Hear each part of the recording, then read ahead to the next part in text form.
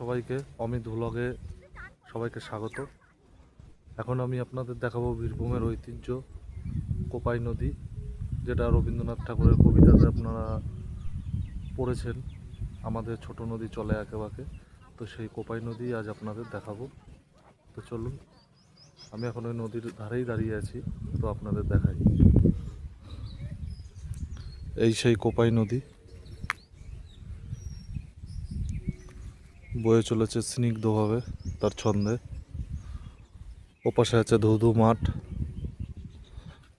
আর আমার পেছনে এদিকে কিছু ছাগল চড়ছে, কিছু চাষের জমি, তার পাশেই আছে রাস্তা।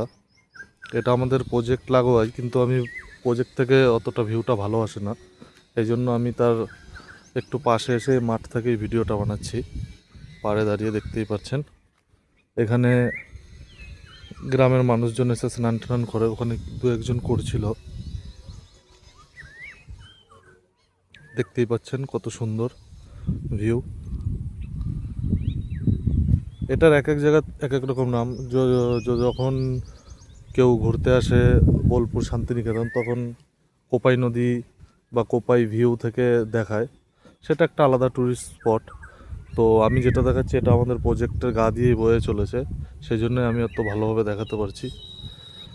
এসব জায়গা হিডেন জায়গা, অতটা কেউ জানে না। তো বেসিক্যালি এবার আপনাদের মাথায় আসতেই পারে আমি বোলপুরের কোথায় থাকি। আমি থাকি বোলপুর থেকে শান্তিনিকেতন, শান্তিনিকেতন থেকে একটু দূরে যে জায়গাটার নাম হচ্ছে বল্লভপুর বলে নাম, তার পাশেই। তো দেখতে পাচ্ছেন ওখানে কিছু ছেলে মেয়ে স্নান করছে, বাচ্চারা।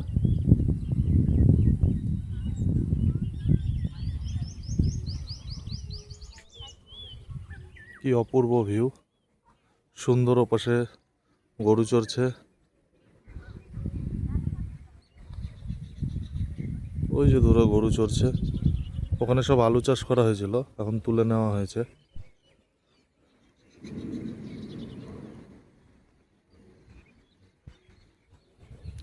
এই নদীতে মাছও আছে, কিন্তু এখন অতটা নেই। মোটামুটি বর্ষার পর পর ভালো মাছ পাওয়া যায়।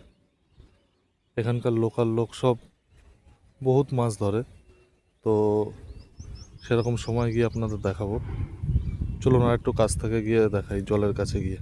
তো এখন আমি নেমে যাচ্ছি মাটি কেটে কেটে, এরকম যে সিঁড়ি করা, একটু সাবধানেই নামতে হবে।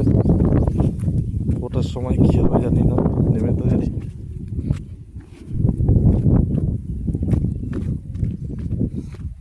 তো ফাইনালি আমি চলে এসেছি একদম নদীর পাড়ে। দেখুন কত স্নিগ্ধভাবে বয়ে চলেছে।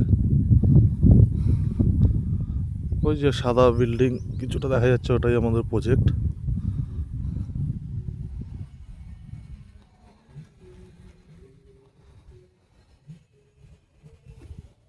অনেকটা আমাদের ওখানে বয়ে চলা গঙ্গার মতো লাগছে। একটু পরেই সূর্যটা ডুববে, তখন আরও দারুণ লাগে।